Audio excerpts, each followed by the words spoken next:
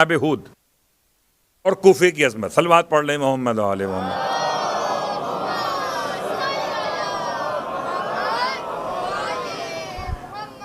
حضرت ہود کیوں بیان کر رہا ہوں؟ اس لیے کہ جناب ہود کا ایک تعلق شہر کوفہ سے ہے. میں سارے انبیاء بیان نہیں کر رہا، جن کا تعلق کوفے سے ہے وہ بیان کر رہا ہوں. اور ایسا ہے کہ صرف کتاب میں نہیں ہے، بلکہ بشکل زیارت گاہ کے طور پر ہے. جناب ہود اللہ کے عظیم پیغمبر، یہ کب آئے؟ یہ حضرت صالح سے پہلے آئے. قوم عاد کے لیے آئے اور قوم سمود کے لیے جناب صالح. قرآن مجید فرقان حمید میں جناب ہود کا تذکرہ 7 الگ الگ مقامات پر ہے. آپ کا نام قرآن میں 10 مرتبہ لیا گیا، ہود ہود اور ہود کہہ کر. عجیب اتفاق ہے. حالانکہ کل میں نے آپ کی خدمت میں سورہ شعراء 3 آیتیں پڑھی تھی، 142، 3 اور 4. 20 کم کر لیجئے. بالکل ایسے پہنچیں گے آپ جیسے آپ جناب صالح سے ہود تک پہنچ گئے. اذ قال لهم اخوهم ہود الا تتقون، بالکل وہی جملے.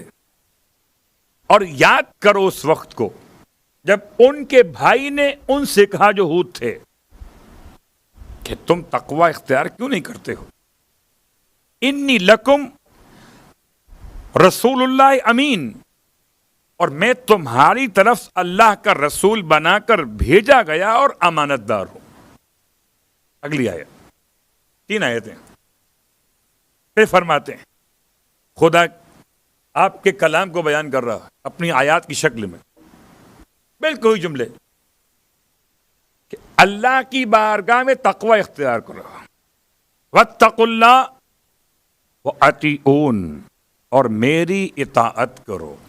آیت نمبر 122، 123 اور 124، 20 کا فرق ہے.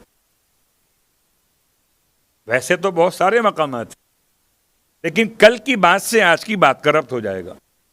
اور دونوں کے تذکرے میں 20 آیتوں کا فرق ہے، اور دونوں کی قبروں میں 20 انچ کا بھی فرق نہیں ہے. ایسے ہیں جیسے دونوں ساتھ ساتھ سو گئے. صلوات پڑھے محمد و آل محمد.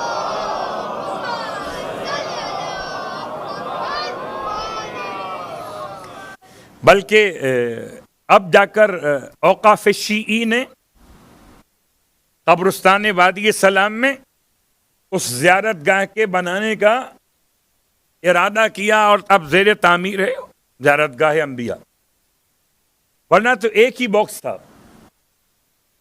اسی باکس میں ایسا لگتا تھا جیسے ایک ہی نبی ہوں، بالکل جیسے اون و محمد ایک نہیں، الگ الگ، اون الگ محمد الگ. ایسے ہود الگ اور صالح الگ، البتہ ذریع ایک ہے. اتنا قریب قریب فاصلہ بہت ہے. حضرت ہود جناب صالح سے پہلے گزرے، قوم عاد. اور قوم عاد کا پورا تذکرہ کرنا تو بہت طویل ہے، اتنا جملہ کافی ہے. یہ قوم عاد وہی تو ہے جو قوم سمود سے بھی زیادہ مضبوط تھی، اور اتنی مضبوط تھی کہ جیسے قوم سمود اپنے لیے تمام نعمتیں جمع کرتے تھے، ایسے قوم عاد. بس فرق یہ ہے کہ قوم سمود میں انہوں نے مانگا معجزہ اللہ کا پہاڑ سے اونٹنی، اور قوم عاد نے معجزہ نہیں مانگا. حضرت ہود علیہ السلام نے جو اپنا معجزہ بیان کیا وہ کیا تھا کہ قوم عاد بتوں کو پوچھتی تھی. جناب ہود کے بارے میں قوم عاد کے لوگ کہتے تھے ہمارے خداؤں کی دشمنی نے ان کے دماغ پہ اثر کر دیا ہے. تو جناب ہود نے تبلیغ دین کرتے ہوئے ارشاد فرمایا میرا معجزہ یہ ہے کہ اپنے خداؤں سے کہو کہ مجھے ہلاک کر دیں. اور جب تمہارے خدا کچھ نہ کر سکیں تو آؤ پھر سب کے خدا کا کلمہ پڑھ لو. جناب ہود کا انداز مختلف ہے. ہود کا ترجمہ ہے ہدایت کرنے والا. اور بھائی یہ جناب ہود کا ہی زمانہ ہے کہ جب روئے زمین پر خدا کے مقابلے پر شداد نے جنت کی تعمیر کا فیصلہ کیا. اس سے پہلے ایک روایت پڑھی جاتی ہے اور بیان کر دیتا ہوں کہ ملک الموت سے پوچھا تھا کہ ملک الموت تم بتاؤ. اچھا یہ ملک الموت کا مسئلہ کیا ہے؟ جیسے لوگ ہم سے پوچھتے ہیں مولانا اتنے سویم پڑھے ہیں, اتنے چہلوم پڑھے آپ نے کہ اب تو آپ کو فیلنگ نہیں آتی ہوں گی میت کی. یا پوچھ لیں جا کے غسال سے, گورکن سے, اتنی میتیں نہلائی ہیں, اب میت تو اس کے لیے گھر کی بات ہو گئی. جیسے اپنے ہاتھ دھو لیے ایسے میت کو نہلا دیا.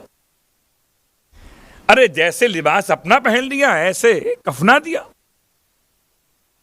یعنی وہ فیلنگ ختم ہو جاتی ہیں. وہ میت, وہ رونا, آنکھوں میں آنسو, جوان ہے, بچہ ہے, میت, اتنی بار بار پریکٹس میں آتی ہیں ہم باتیں. تو لوگ ہم سے بھی کہتے ہیں کہ آپ کا دل تو سخت ہو گیا ہوگا. بلکہ ایک زمانے میں لیاقت آباد میں جب کبھی مومنات آپس میں بحث کرتی تھیں تو ان کی بد دعا یہ ہوتی تھی. دو نام تھے, ایک سبط جعفر, ایک رضی جعفر. ایک ہیں, ایک چلے گئے.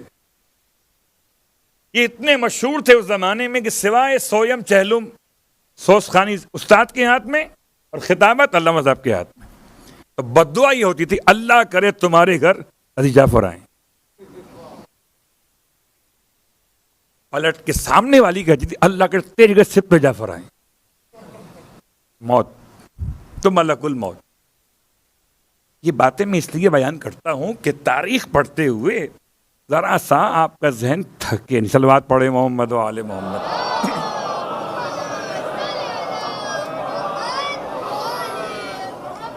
اور یہ جملہ جو نقل کیا ہے یہ استاد شہید نے خود بیان کیا تھا تو نقل کیا ہے. خیر یہ تو بات تھی سمجھانے کے لیے. ملک الموت کو ہم سمجھ سکتے ہیں کہ اس کے پاس کیا فیلنگز ہوں گی. اس کے لیے موت ووت کیا ہے, اتنے روز مارتا ہے, لیکن اس کا بھی تو دل ہے نا. اس سے پوچھا گیا خدا کی بارگاہ سے, بتاؤ ملک الموت تمہیں کسی کی روح قبض کرتے ہوئے تمہیں احساس ہوا کچھ؟ کہنے لگے ہاں 2 مقامات پر ہوا. پہلا مقام بتاؤ کہ جب تو نے مجھ سے کہا مالک کہ کشتی کو تباہ کر دوں اور کشتی میں بیٹھے ہوئے افراد میں خاتون کے ساتھ دودھ پیتا ہوا بچہ بھی تھا. کشتی کو میں نے تباہ کر دیا اور لوگ ڈوبنے لگے اور روح قبض ہونے لگی. ایسے میں اس خاتون نے اپنے بچے کو سنبھالتے سنبھالتے ایک لکڑی کا تختہ جو کشتی کا ٹوٹ گیا تھا اس کو پکڑ لیا, کامیاب ہو گئے, اور اپنے بچے کو تختے پر اپنے وجود کے ساتھ لے گئی. تو نے مجھ سے کہا مالک کہ میں اس خاتون کی روح بھی قبض کر لوں.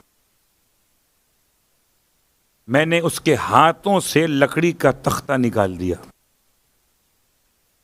بچہ تختے پر رہ گیا اور ماں ڈوب گئی, روح قبض کر دی گئی.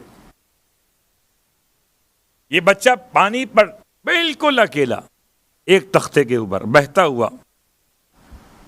مالک مجھے اس دن بڑا خیال آیا کہ اب کوئی بھی نہیں ہے, نہ کشتی کے لوگ باقی بچے نہ ماں باقی بچی, اور دور دور تک ساحل قریب دکھائی نہیں دیتا. یہ بچہ کہاں جائے گا؟ دوسرا بتاؤ مقام ملک الموت. یا دوسرا جب تو نے مجھ سے کہا کہ شداد کی روح قبض کروں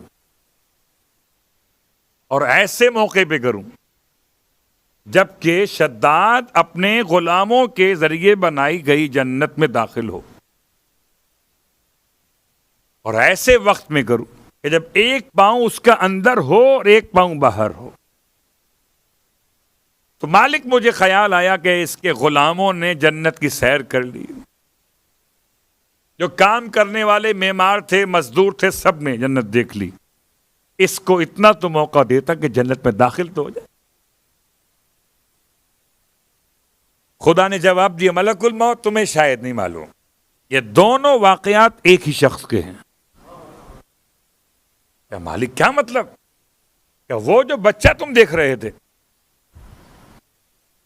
اسے ہم نے دریا کی موجوں کے حوالے کروایا تھا، موجوں نے اسے ایسے جھلایا جیسے ماں جھلاتی ہے بچے کو، اور اسے کوئی تکلیف محسوس نہیں ہونے دی، یہاں تک کہ اسے لے جا کے ساحل کے کنارے پر چھوڑ دیا،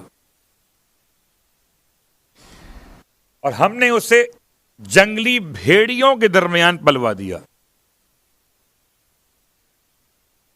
مگر اس نے بجائے شکر خدا ادا کرنے کے حضرت ہود کے مقابلے پر جنت تعمیر کی۔ بہت غور کیجیے گا، اگر حضرت ہود جنت بیان کرتے تھے کہ جنت میں یہ ملے گا، یہ ملے گا، وہ ملے گا، تو ساری چیزیں اس نے وہاں پر جمع کر دی ہیں۔ گویا ہود کے مقابلے پر ان کی تبلیغ کو متاثر کرنے کے لیے شداد نے جنت بنائی، نام رکھا ارم۔ اب پتہ نہیں ارم واقعاً کوئی شہر کا نام رکھا جائے آج، اس کے معنی کیسے ہیں یہ الگ بحث ہو جائے گی، البتہ قرآن میں استعمال ہوا ہے، سورہ والفجر میں ارم کا نام آیا ہے۔ تو اگر قرآن میں استعمال ہوا تو شاعر نے بھی استعمال کیا۔ بہت مشہور شاعر کہتا ہے کہ بلبل کو گل پسند، گلوں کو ہوا پسند، ہم بو ترابیوں کو ہے خاک شفا پسند۔ کہتا ہے یہ اپنی اپنی طبع ہے اے ساکنان خلد، تم کو ارم پسند ہمیں کربلا پسند۔ تو ارم کا لفظ تو استعمال ہوا، صلوات پڑھے محمد و آل محمد۔